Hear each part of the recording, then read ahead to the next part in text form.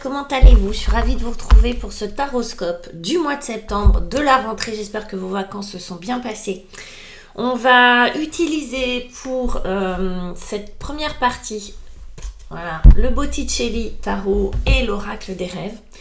Et à la fin de ce taroscope qui se suffit à lui-même, je vais faire une extension avec laquelle je vais utiliser le Wild Unknown Tarot et mes 22 arcanes majeures du tarot de Marseille, mes chouchous. Et vous pourrez retrouver cette extension dans le lien qui est juste en bas, Gumroad. Vous cliquez et puis voilà. Donc si cette première partie vous a parlé et que vous avez envie d'en savoir plus, eh ben, vous êtes bienvenus sur l'extension. Voilà les amis, allez, on y va. Le Botticelli, il est là. Regardez comme elles sont belles ces cartes.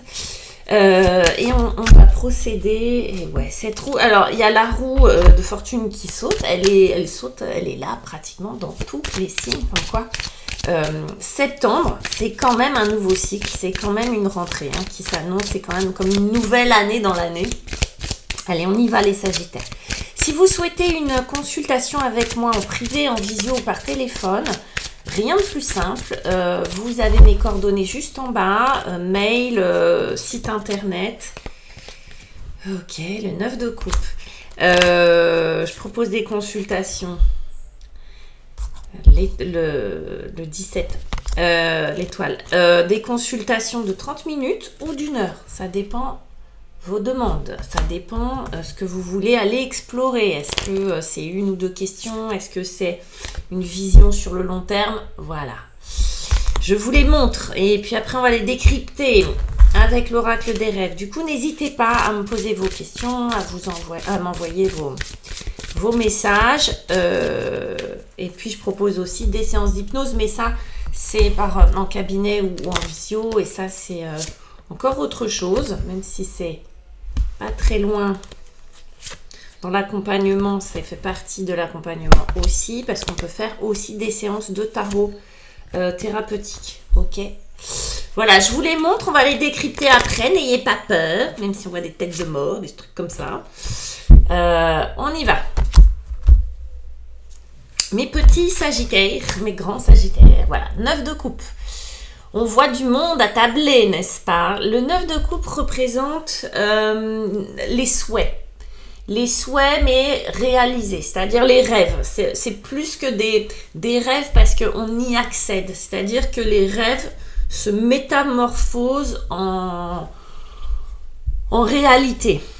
Mais ça reste quand même... on n'est pas dans le 7 de coupe où là, on est dans... l'imagination, l'imaginaire, voire l'illusion. Le 9, on est dans le rêve. Et on est dans le souhait. Et on est dans le rêve qui devient réalité. Le 9 de coupe, c'est une très, très belle carte qui nous parle de ce que vous vivez émotionnellement. De ce qui vous plaît, de ce qui vous touche en vrai. Qu'est-ce qui vous touche pour de vrai les Sagittaires? Qu'est-ce qui vous anime pour de vrai les Sagittaires?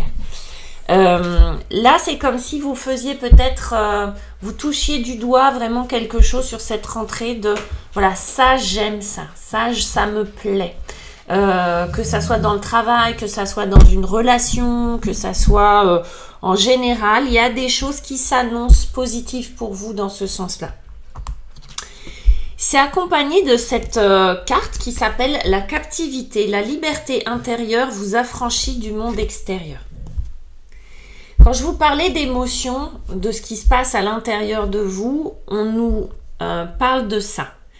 C'est-à-dire que peut-être que ce 9 de coupe, cette liberté intérieure de souhaiter, d'animer, d'aller vers ce qui vous plaît vraiment, vous rend libre. Ou bien, autre version, vous avez besoin de cette liberté intérieure pour vous sentir libre, pour pouvoir accéder à vos souhaits, à vos véritables désirs. Là, il y a quelque chose qui va se jouer pour vous, les Sagittaires, entre liberté et désir. Entre qu'est-ce que je fais, il y a cette idée presque de choix intérieur, de liberté intérieure qui va vous permettre d'accéder à ce que vous souhaitez vraiment. Par exemple, Vous avez envie de changer de travail. Vous, votre vrai hobby, je sais pas, moi, c'est la communication animale. Allez hop. Mais vous êtes, je sais pas, coiffeuse ou coiffeur. La véritable liberté intérieure, ça va être de choisir, par exemple, ce qui vous anime et ce qui vous plaît vraiment. C'est-à-dire de changer de job. Mais pour ça, il faut se sentir légitime, libre, il faut avoir une certaine adaptabilité, pardon, souplesse intérieure. Ok? Donc, il y a peut-être là sur cette rentrée une espèce de j'y suis presque et en même temps, est-ce que je me sens tout à fait libre d'y aller? D'accord? Dans ce que je veux, dans la relation que je souhaite, etc., etc. Ok? Désolée, je bois mon café maintenant. En défi, on a l'étoile. L'étoile va nous parler aussi de ce que vous souhaitez, parce qu'elle va nous parler d'espoir, d'espérance, ce genre de choses, mais aussi de qu'est-ce que je suis venue faire sur Terre, du sens de la vie, de quelle est ma mission de vie, on parle aussi de mission d'âme, mais quelle est ma mission? Et là, il y a quelque chose qui joue, et ça, c'est votre défi, c'est de découvrir ça. On dirait que vous y êtes presque, mais quelque chose retient encore. Que vous sentez pas tout à fait libre d'être qui vous êtes, pas tout à fait libre de faire ce que vous souhaitez ou de dire ce que vous voulez. C'est peut-être dans l'expression, tout simplement. Je pense des choses que je refoule, parce qu'on m'a dit que c'était pas bien, parce que j'ai été élevée, j'ai eu telle éducation, et quand j'en ai telle éducation, bah, on dit pas les choses. Ça peut être ça aussi. Hein. Ça peut être moi, ma véritable nature, c'est d'être un clown, mais mon éducation m'en interdit. Du coup, je suis très polie, très bien élevée, très propre sur moi, et puis tout mon côté créatif et fantaisie, bah, je l'exprime pas, par exemple. Là, le défi, ça va être d'accéder à vos souhaits, mais on vous dit ça peut pas être autrement que de se libérer intérieurement et ça, de retrouver sa source. Parce que le 17, c'est ça, c'est le sens de la vie, c'est la source, c'est la connexion, c'est savoir ce qu'on est venu faire sur Terre. Alors, savoir pas forcément intellectuel, hein, ça peut être juste ressenti, mais d'être juste à sa place, de se sentir à sa place et d'être connecté à ses véritables valeurs. Forcément, quand on n'est pas tout à fait connecté à ce qu'on devrait être ou à ce que l'on souhaite vraiment, à ses valeurs profondes, il y a du grabuge à l'intérieur. Et je vous la lis, cette carte, c'est la tempête. Ma sensibilité se transforme en violence, ma colère résignée devient tristesse. Vous voyez, là, on est vraiment, pour vous les Sagittaires, donc dans une libération de quelque chose, parce que sinon, ça se retourne contre vous. L'autre fois, j'étais en consultation avec une dame qui me disait « Ah, mais moi, je refuse la colère parce que c'est une mauvaise énergie et je refuse d'aller par là. » Évidemment, elle avait été marquée par ça. En revanche, ben, elle n'exprimait pas sa colère et elle était... alors, je dis pas que c'est que ça, mais elle était malade. Ça la rongeait de l'intérieur, si on... Là, c'est ça. C'est un peu... je retourne un peu le couteau contre moi. Je vais pas... je suis pas totalement dans mon élément. Je suis un poisson d'eau douce dans de l'eau salée. Et du coup, ça me bouffe. Ça me met en colère. Ou bien je résigne. Je mets un couvercle sur cette colère. Et du coup, je suis triste. Et je ne suis pas connectée véritablement à ce que je suis venue faire sur Terre ou à qui je suis tout simplement. Ce que je suis venue faire, on s'en fout de ce qu'on fait. C'est surtout ce que l'on vibre sur Terre. Qui je suis, de quoi j'ai besoin, qu'est-ce que je veux, etc. À vos désirs. Donc là, ça va être une connexion vraiment à ce que vous souhaitez profondément. Pas juste j'ai envie d'une nouvelle paire de pompes. C'est pas ça. C'est plus grand que ça, c'est plus large que ça. J'ai toujours souhaité écrire, bah ouais, mais je suis frustrée parce que j'ose pas écrire, parce que je me sens pas légitime, parce que blablabla. Ok? Comment on arrive à démêler tout ça? Bah tiens, je vous parlais d'écriture. La papesse. La papesse qui est le symbole de l'accumulation. Alors, je m'explique. Le 2 représente l'accumulation. Le 2 représente une grande réceptivité, de toute façon, que ce soit dans le tarot ou ailleurs. Une immense réceptivité, on n'est pas dans une action pure, on reçoit des informations. La papesse, elle reçoit, elle est connectée avec des informations. C'est pour ça qu'elle a un livre avec des informations et elle apprend. Vous voyez? Donc là, il peut s'agir pour vous, comment je fais pour accéder à ça, parce que j'ai vraiment des forces contraires là. J'ai besoin de me libérer pour pouvoir devenir qui je suis. La papesse va nous parler d'apprentissage. Elle va nous parler aussi d'intuition. Apprentissage, ça peut être, je fais un stage de développement personnel, je lis des bouquins là-dessus, je m'informe sur Internet, je regarde des vidéos. C'est comme si vous vous intéressiez, que vous appreniez de cette situation. De toute façon, vous allez apprendre de cette situation. Et la papesse, elle vous invite à vous connecter à votre intuition. C'est-à-dire que la papesse, je vous dis, elle est que réceptivité, que apprentissage. Elle accumule du savoir, elle accumule des infos et après, elle en fait quelque chose. Cette papesse-là, elle peut se mettre aussi à écrire. Ça se trouve, vous avez besoin d'écrire pour libérer. Peut-être que vous avez besoin, oui, de vous acheter 3-4 livres de développement personnel et de les assimiler. Et puis, ça va faire son chemin. Il y a comme l'idée de la gestation hein, avec la papesse. D'ailleurs, dans d'autres cartes, elle est assise, elle couve un œuf. Il y a un œuf derrière elle. Elle est elle prend le temps, ok, la papesse, d'apprendre. Et là, la démarche, ça va être d'apprendre sur soi et de connecter avec ce qu'il y a de plus intuitif et de plus peut-être immatériel à l'intérieur de vous. C'est accompagné d'une carte qui s'appelle le poison. Il n'y a rien de meilleur pour la santé que de voir la vie du bon côté. Ok, je n'avais pas encore eu celle-là. Il n'y a rien de mieux pour la santé que de voir la vie du bon côté. Facile à dire, hein? Et ça s'appelle le poison. C'est-à-dire qu'on vient vous parler de qu'est-ce que je nourris de bon à l'intérieur de moi, qu'est-ce que je nourris de mauvais. Il y a des gens, il y a des personnes par exemple qui vont être victimes de tout, victimes, se sentir victimes. Et pour eux c'est légitime. Et puis d'autres qui vont avoir exactement la même vie, ils vont trouver qu'ils ont une vie parfaite, géniale, etc. Là on vous dit c'est vraiment le point de vue qui va changer, et il va changer grâce à la papesse. Peut-être que c'est juste vous, ça, cette libération, un changement de point de vue.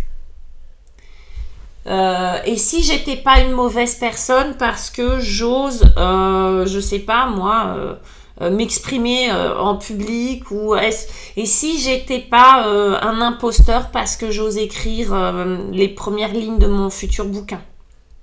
Voyez? Parce que des fois on a des syndromes comme ça de se sentir illégitime, imposteur, en trop, pas assez, voyez. Là c'est un changement de point de vue qui fait que on peut retourner son point de vue un peu comme le ferait le pendu, sauf que là c'est la papesse, elle le fait avec du savoir, elle le fait avec de l'intuition et de l'apprentissage. Et si on se faisait du bien, ok? Si on nourrissait le bon feu qu'on a à l'intérieur. Et puis, on a encore un œuf. Donc, vous êtes vraiment à la fin d'un cycle, on dirait, vous, les Sagittaires.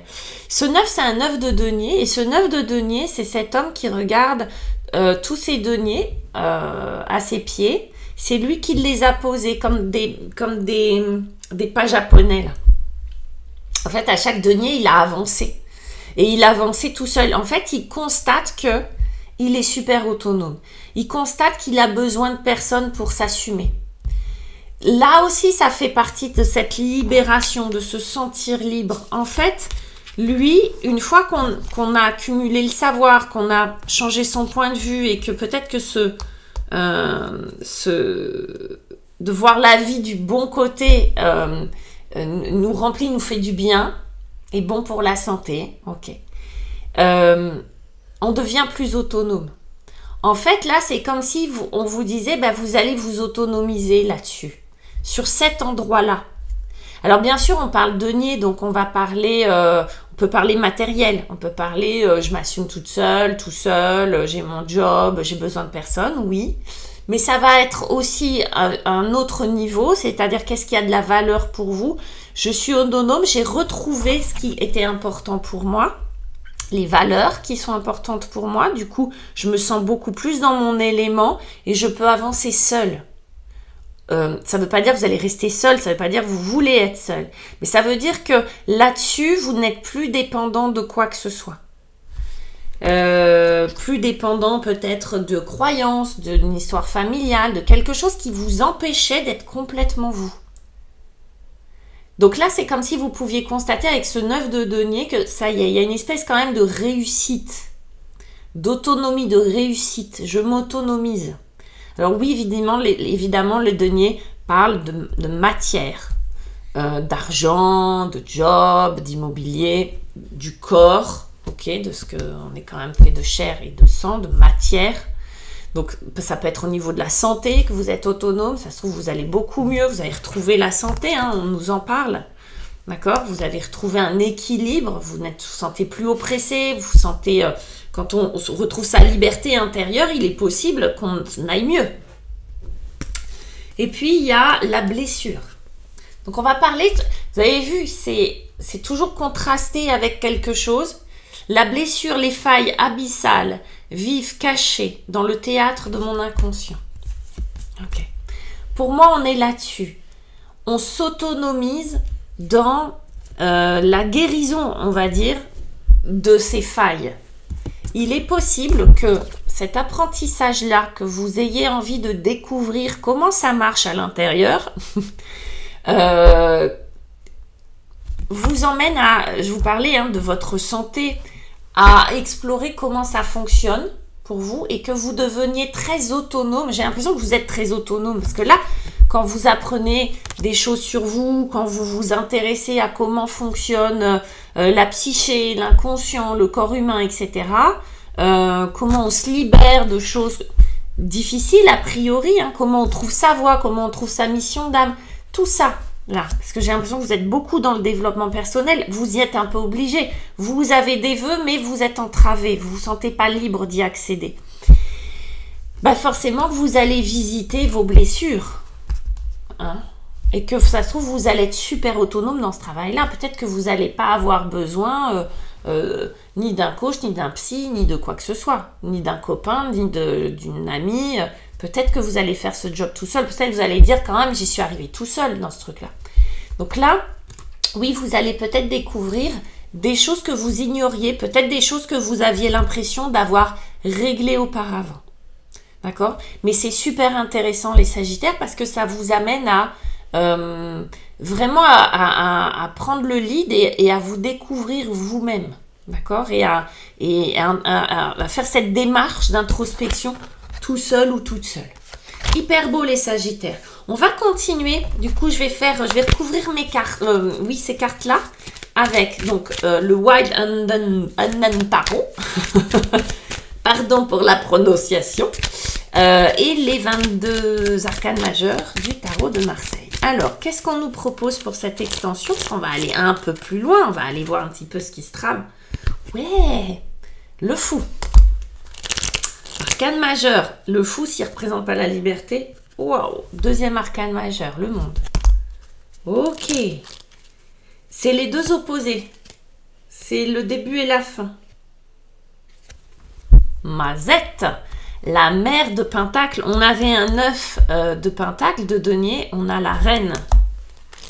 La reine, elle est belle la reine. Waouh, le chariot. Bah mes amis, l'extension est pas piquée des hannetons comme on dit. 3 arcanes majeures et une figure. Ça promet. Ça promet, j'adore. J'ai hâte de voir un petit peu ce que tout ça va nous raconter.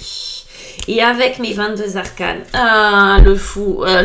Donc l'idée de la liberté, de la libération, elle est... Waouh, les deux mêmes cartes. Je vous mens pas. Il y a une chance sur combien? Sans déconner. Il y a une chance sur combien pour avoir les deux mêmes cartes au même endroit? Je fais plus de probabilité depuis longtemps, mais pour ceux et celles qui en font, vous pouvez me le dire. La justice. C'est impressionnant quand même. Et la papesse qui revient. Ok. À tout de suite, mes chers Sagittaires. À tout de suite.